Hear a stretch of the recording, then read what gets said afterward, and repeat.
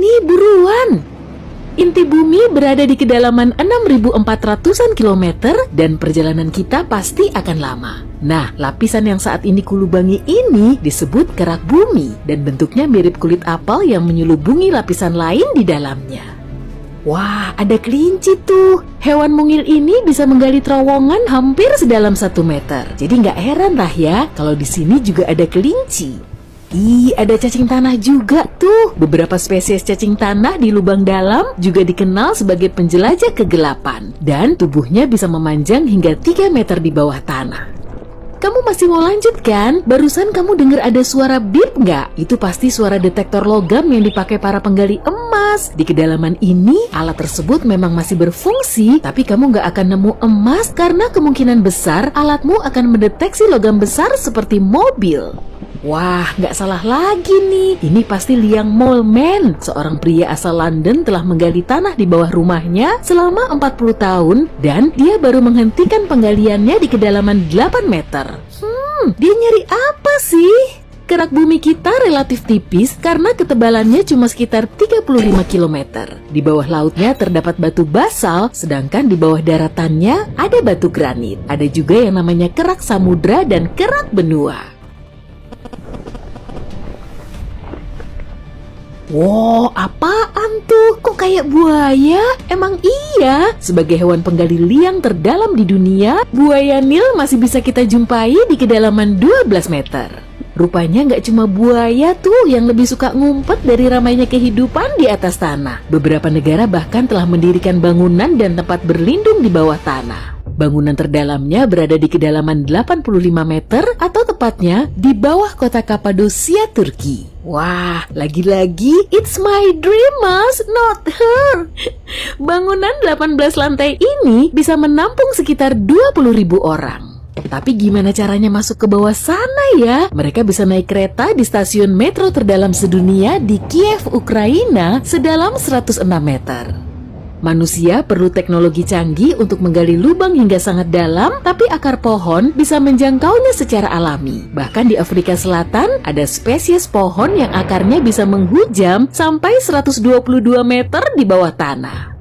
Saat ini kita sudah melewati kerak benua, dan di sini kamu perlu mengetahui 2 hal penting. Umur kerak benua sekitar 2 miliar tahun, meskipun batu tertua yang ditemukan di pesisir Hudson Bay, Kanada, telah berumur 4 miliar tahun. Kerak benua juga menyelimuti sekitar 40% permukaan bumi, sedangkan sisanya berupa kerak samudra. Batu granit penyusun kerak benua mengandung lebih banyak silikon, aluminium, dan oksigen dibandingkan batu basal karena batu granit terpapar udara di permukaan bumi. Kerak ini menjadi sumber dari semua logam dan mineral yang kita gunakan, kecuali berlian yang lokasinya jauh lebih dalam. Nanti juga kita akan ngelihat sendiri kok. Siapin karung yang gede ya.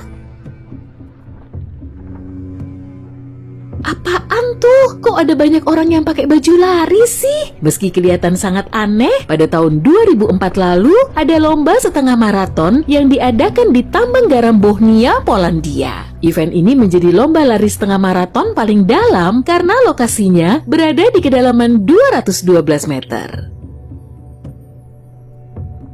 Waduh, bikin kaget aja. Ternyata di sini ada kelelawar. Mainnya jauh juga ya. Sekitar 1.000 kelelawar coklat akan datang ke tambang seng New York setiap musim dingin.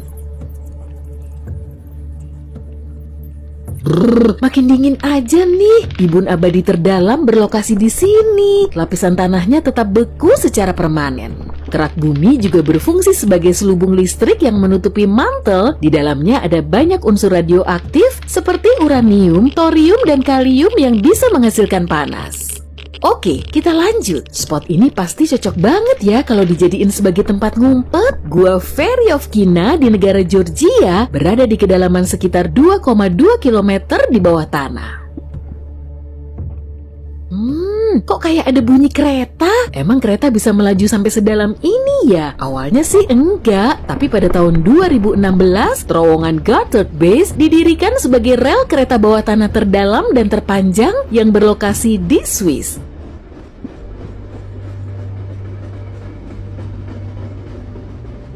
Di bawah sini ternyata ada makhluk hidup lain loh. Cacing dari area pertambangan Tautona di Afrika Selatan ini termasuk organisme bersel banyak. Habitatnya ada di tempat terdalam. Tambang emas Emponeng yang juga berada di Afrika Selatan merupakan tambang terdalam dan lokasinya berada di kedalaman 4 km. Selagi menembus kerak benua, sebentar lagi kita sampai di kerak samudra. Lapisan ini rata-rata sedalam 7 km. Kerak samudra menutupi sekitar 60% permukaan bumi, bentuknya lebih tipis sekitar 20-an kilometer, tapi lebih padat dan lebih muda. Umurnya sendiri baru mencapai 180 juta tahun. Kerak samudra terus terbentuk di punggungan tengah samudra sehingga terus bergerak. Di kedalaman 11 km, kamu akan melihat samudra terdalam di dunia. Nah, kita baru aja sampai di Palung Mariana atau titik terdalam di Samudra Pasifik. Kamu senang kan bisa menjelajahi kerak bumi? Tapi perjalanan kita di sini akan berakhir. Kali ini kita udah sampai di perbatasan antara kerak dan mantel bumi. Inilah bagian yang paling tebal di bumi kita.